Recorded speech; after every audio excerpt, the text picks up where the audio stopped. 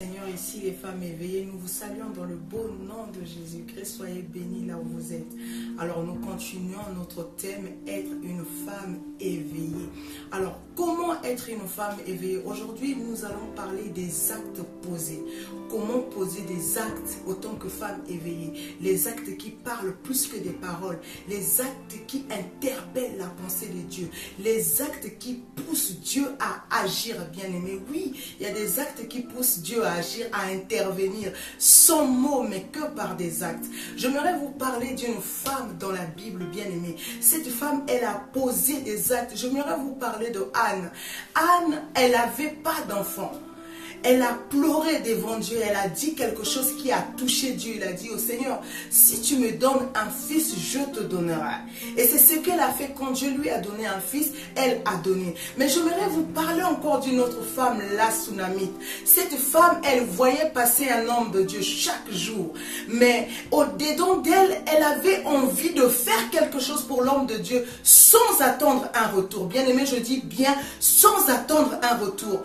Elle n'avait pas parlé qu'il lui manquait quelque chose à la maison. Mais quand elle a posé l'acte de préparer une chambre pour l'homme de Dieu a demandé le besoin que cette femme avait.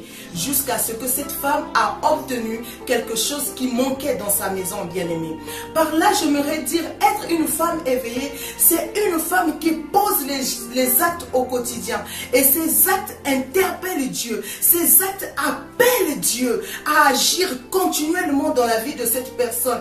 Bien-aimé, tu peux avoir des difficultés dans tes finances, tu peux avoir des problèmes dans ta maison, tu n'as pas d'équilibre, mais ce qui te manque parfois, c'est des actes que tu poses. Il y a des actes qui emmènent à la vie et il y a des actes qui emmènent à la mort aussi. Moi, je veux te dire, il y a des actes qui emmènent à la vie, mais pour trouver les actes qui emmènent à la vie, il y a un conseiller, il y a une personne formidable, il y a une personne qui connaît le cœur de Dieu. Personne ne peut connaître le cœur de Dieu que cette personne. La Bible dit qu'il sonde les profondeurs de Dieu. J'aimerais vous parler du Saint-Esprit. Le Saint-Esprit est cette personne qui aide la femme éveillée à poser les actes prophétiques, les actes qui appellent Dieu, les actes qui poussent Dieu à agir. Imagine, bien-aimé, tu n'as rien à la maison.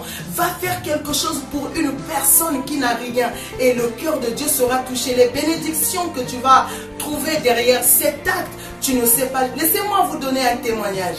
J'ai une sœur, elle est formidable, ma sœur. Elle avait un besoin, un désir dans son cœur. Un jour, elle a dit, mais j'ai tellement besoin d'avoir une chose. Elle demandait un enfant à Dieu. Elle demandait une fille précisément. Et cette sœur, elle a dit, mais qu'est-ce que je peux faire pour toucher le cœur de Dieu? Je fais de mes efforts, rien n'arrive. J'essaie de faire, mais j'ai pas de problème, mais l'enfant ne vient pas. Cette femme, pendant quelques mois, elle va aller voir une servante de Dieu. Elle va dire, servante de Dieu, les dimanches ne fais plus à manger. Moi, je vais préparer pour toi. Et pendant des mois, elle a fait ça chaque dimanche. Elle ramenait un plat. Et c'était des plats cuisinés avec amour, avec son savoir. Bien-aimé, ce que vous ignorez, c'est qu'au bout même pas d'une année, au bout même pas de 6 mois, elle a eu l'enfant tant attendu. Quand elle était enceinte, elle était convaincue qu'elle avait demandé quelque chose à Dieu. Mais imaginez-vous que Dieu a donné selon les désirs de son cœur. Mais j'aimerais dire aux femmes dans les désirs cachés qu'elles-mêmes ne connaissent même pas ces désirs. Dieu qui voit de là-haut, voit vos désirs cachés, bien-aimés. Pose des actes qui attirent Dieu. Pose des actes qui appellent Dieu. La Bible dit encore quelque chose de merveilleux. Que cet homme Salomon, quand il a posé des actes, quand il a donné à Dieu, la Bible dit que personne n'avait donné comme ça. Quand il a donné 1000 bœufs, il a donné. À un moment donné, Dieu lui a posé la question, qu'est-ce que tu veux que je te donne? La Bible dit qu'aucun homme à son époque n'avait la sagesse qu'avait Salomon. Bien-aimé, il y a des actes que tu poses qui appellent Dieu. Il y a des actes qui pousse Dieu à agir. Il y a des actes, mais pour poser ces actes, il faut avoir le Saint-Esprit. Que le Saint-Esprit t'aide à poser les actes qu'il faut. Que le Saint-Esprit t'emmène à poser les actes, pas selon les hommes, mais selon Dieu. Bien-aimé, pour être une femme éveillée, c'est aussi savoir poser les actes. Poser les actes de foi. Poser les actes qui font parler de toi. Les actes qu'aucun homme n'a encore fait, bien-aimé. Il y a des actes à poser.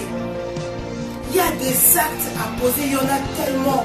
Mais regardez, les femmes ont vu le Seigneur ressusciter parce qu'elles se sont levées un jour. Elles ont dit, allons embaumer le corps de Dieu. Les actes posés t'emmènent vers l'excellence. Alors je t'emmène dans, je t'en supplie, ma soeur, de poser les actes qui pousseront Dieu à poser aussi des actes. Mais ce qui est meilleur, c'est quand Dieu pose des actes pour toi, pour témoigner ce que tu as fait, pour témoigner ce que tu as fait, bien-aimé. Dieu aimerait aussi poser des actes pour toi, mais pour cela, toi, tu dois commencer. Soyez bénis. Être une femme éveillée, c'est poser des actes. Soyons bénis dans le nom de Jésus.